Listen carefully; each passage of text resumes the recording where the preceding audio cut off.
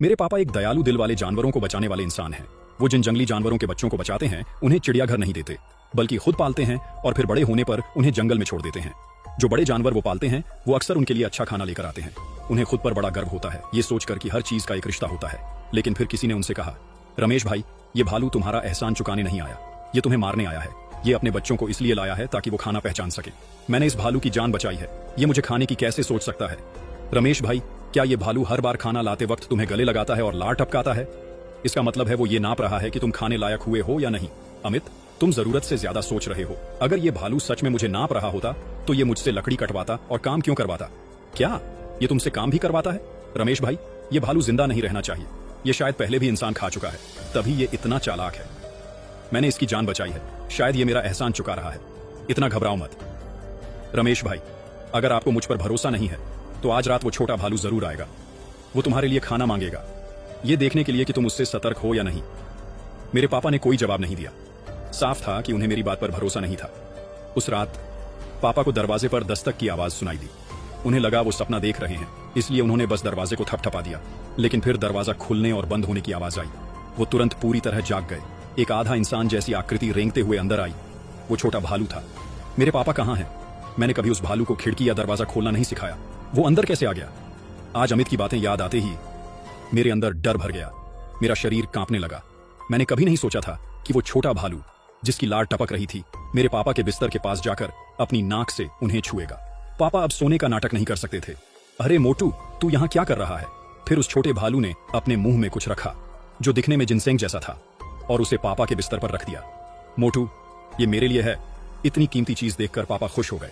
मोटू ने अपनी गीली जीभ से पापा का चेहरा चाटा, जैसे जाने का मन नहीं हो।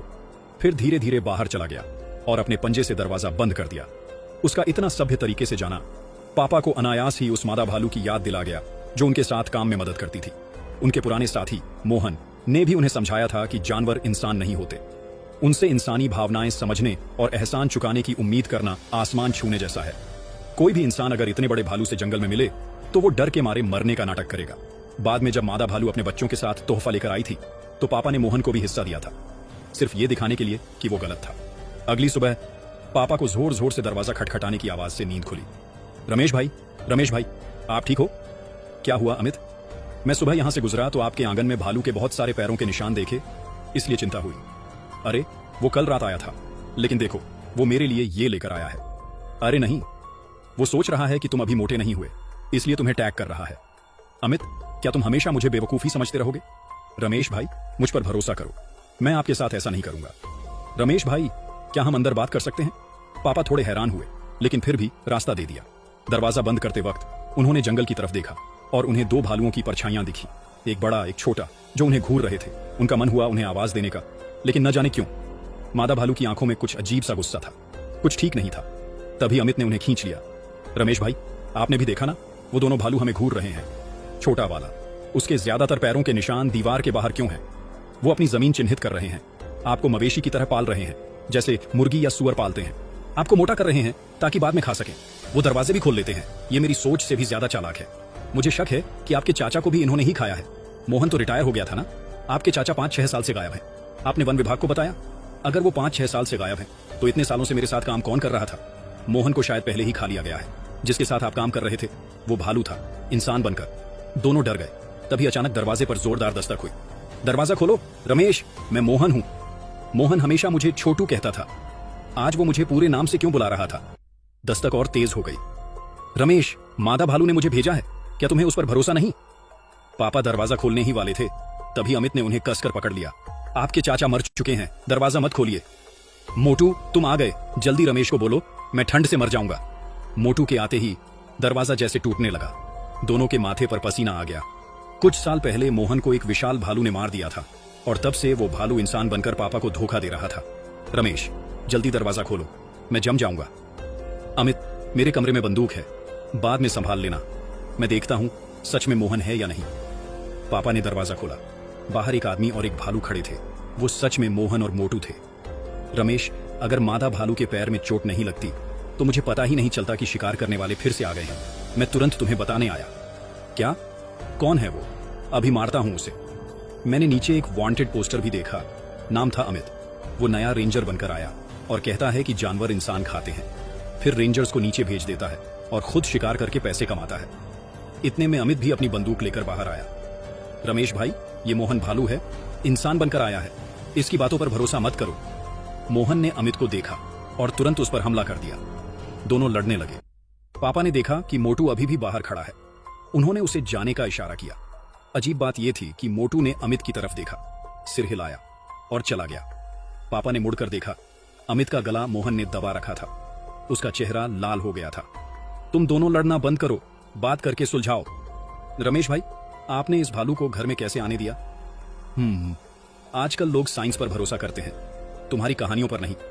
बस करो दोनों, मैं वन विभाग को फोन करता हूं, सच पता चल जाएगा। यहां नेटवर्क नहीं है, टावर खराब है। मुझ पर भरोसा करो, मैं आपके साथ चलकर ठीक कर दूंगा। हाँ, कौन जाने तुम रमेश को मारना चाहते हो। रमेश भाई, संभल कर रहना, मैं खुद जाकर टावर ठीक करता हूं। इतना कहकर अमित चला गया। वो कमीना अभी भी तुम्हारे पीछे पड़ा है। मोहन, मादा भालू ठीक है? उसके पैर में गोली लगी थी, बहुत खून बह रहा था। कहां है वो? मैं पट्टी कर दूंगा, नहीं तो मर जाएगी। वो ठीक है, मैंने उसका इलाज कर दिया है। रमेश, कुछ खाने को है? सुबह से कुछ नहीं खाया। ये कहते हुए उसकी नजरें लालच से पापा पर टिकी थी। अचानक उसने मुंह खोलकर पापा पर हमला कर दिया। अब पापा को पूरी तरह अमित की बात पर यकीन हो गया। उन्होंने तुरंत चाकू निकाला और मोहन पर वार किया। मोहन दर्द से चीखा और दूर जा गिरा। पापा मौका देखकर भागे। जैसे ही बाहर पहुंचे, मोटू सामने खड़ा था, घूर रहा था। तभी घर के अंदर से भालू की जोरदार दहाड़ आई। उस दहाड़ में जैसे कोई आदेश था। मोटू ने तुरंत दांत निकाल लिए, हमला करने को तैयार।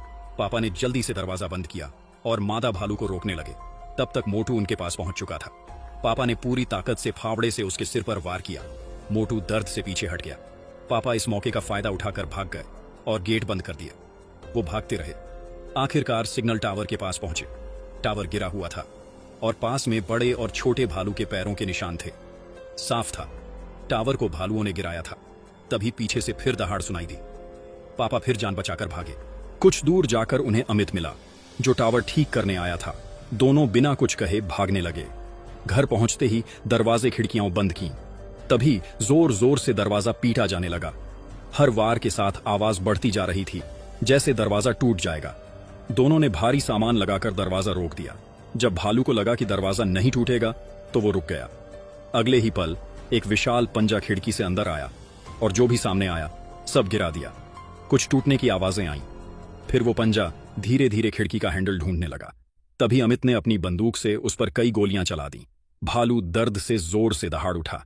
अगर कहानी ने आपको 1 सेकंड के लिए भी डराया है तो वीडियो को लाइक करो, चैनल को सब्सक्राइब करो और कमेंट में लिखो, मैं तैयार हूं, क्योंकि अगली कहानी इससे भी ज्यादा खतरनाक होने वाली है।